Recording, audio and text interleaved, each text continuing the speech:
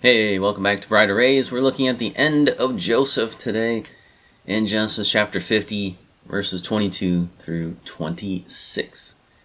Now we get to read, finally, Joseph's death. This is the end of the book here. Joseph lived to be 110 years old, so he didn't live as long as his father, but he did live long enough to see his children to the third generation. Before he dies, he made his family swear to carry his bones from Egypt and bury them in the land of Canaan. Joseph refers back to the promise of God that was made to Abraham and Jacob that one day God would make a visit to them. He would come and visit them and take them out of Egypt. As we know, when we read the book of Exodus, God visited them.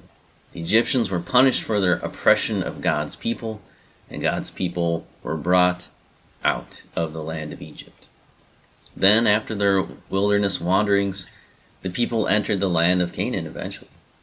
In Joseph 24:32 we read, "As for the bones of Joseph, which the people of Israel brought up from Egypt, they buried them at Shechem, in the piece of land that Jacob bought from the sons of Hamor, the father of Shechem, for 100 pieces of money.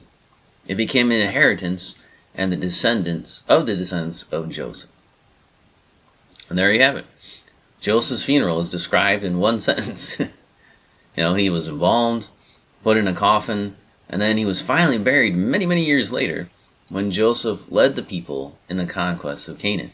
So you have that interesting story there of it's just one line about Joseph's burial. That's it. That's all we get.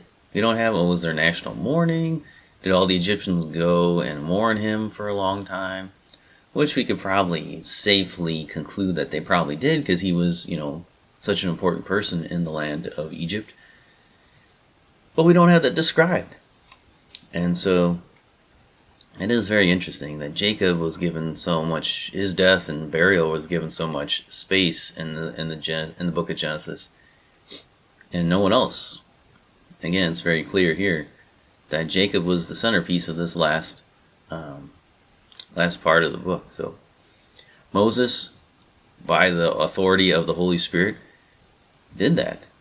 He wanted us to see that Israel was important. Israel was what all this book was kind of culminating in Israel, and that passed on to the nation, and that's where the nation came from. So you can see definitely one of the purposes of the book was to explain where the nation of Israel came from.